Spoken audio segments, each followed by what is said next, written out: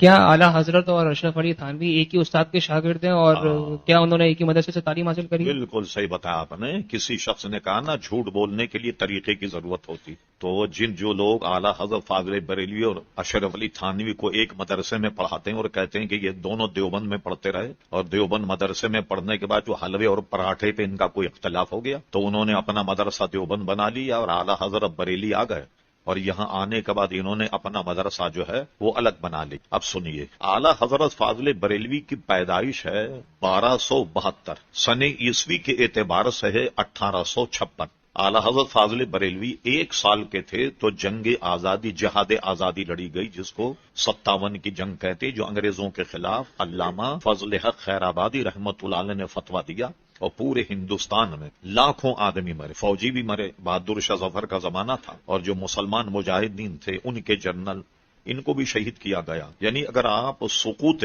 دہلی کا نقشہ ملاحظہ فرمائیں تو پورے دہلی میں لاشیں ایسی پڑی تھیں کہ کتے ان کے پیٹ میں سے آنتیں نکال کر کے کھا رہے تھے.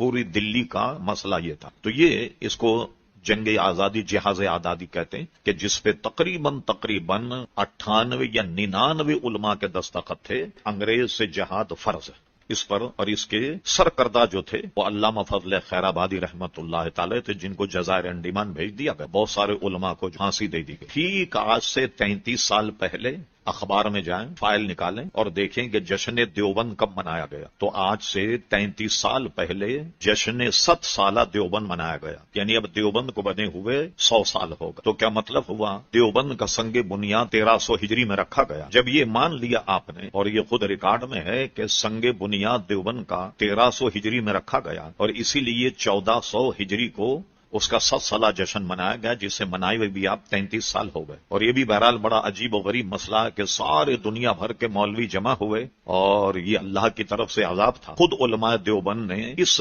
ایک دینی تقریب کی، جو اس کو وہ کہیں، اس 100 سالہ جشن کی صدارت اندرا گاندھی نے کی. اس کے فوٹو بھی ہمارے پاس موجود، کوئی انکار نہیں کر سکتا ہے. اندرا گاندھی، اور اندرا گاندھی کو بٹھایا کہ سارے مولوی، تو نیچے سے اسٹیڈیم نہیں ہوتا کہ ایسے بتدریج سیٹیں ہوتی ہیں، تو ایسے علماء اور مولوی پورے دیوبندی وہاں بیٹھے تھے، اور اوپر سر پر اندرا گاندھی بیٹھی. اب پتا چلا کہ 1300 میں دیوبند کا سگ بنیاد رکھا. اب سنیے، اعلی حضرت فاضل بریلی 1272 کو پیدا ہوئے، اور 14 سال میں ابھی 2 مہینے کم تھے تو سب سے پہلا فتویٰ لکھا حرمت رضاعت. 1272 میں آپ 14 سال اور ملا لیں تو کیا ہو گیا؟ 1286. ٹھیک ہے، 1286 کے بعد فاضل بریلوی میدان میں آئے، فتویٰ نویسی شروع کی، اور فتویٰ لکھتے ہوئے 14 برس ہو گئے.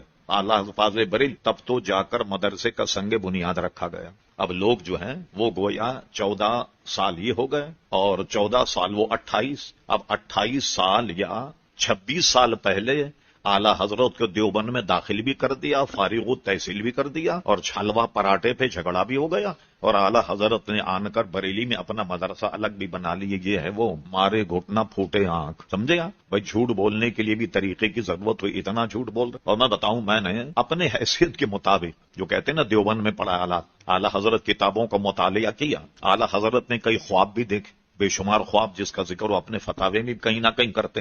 میری نظر سے کہیں نہیں گزرا کہ اعلیٰ حضرت نے دیوبند کبھی خواب میں بھی دیکھا، اور لوگوں نے وہاں پڑھوا دی اعلیٰ حضرت کو لے جا کر کے کہ وہ تو وہاں کے فارغ التحصیل ہیں وغیرہ وغیرہ. اس سے اندازہ لگائیے یہ کتنا جھوٹ ہے. صرف آپ کی دلچسپی کے لیے کہتے ہیں کوئی جھوٹ بولے نا تو طریقے کی ضرورت ہوتی ہے. وہ طریقہ کیا ہے جھوٹ بولنے کا، وہ بھی سن لیجیے آپ. میں اس لیے کہ ذرا نگرانی رکھیں آپ.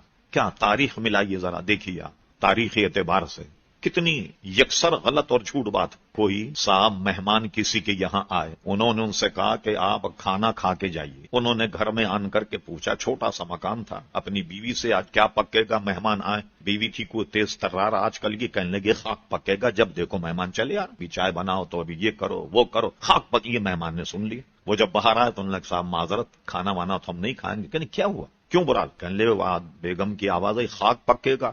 ارے کہنے لگے آپ سمجھے ہی نہیں. یہ بتائیے آپ خاک کا الٹا کرو تو کیا بنتا؟ اس نے کہا کاخ. کہنے کاخ فارسی میں محل کو کہتے ہیں. اب محل کا الٹا کرو کیا بنتا ہے؟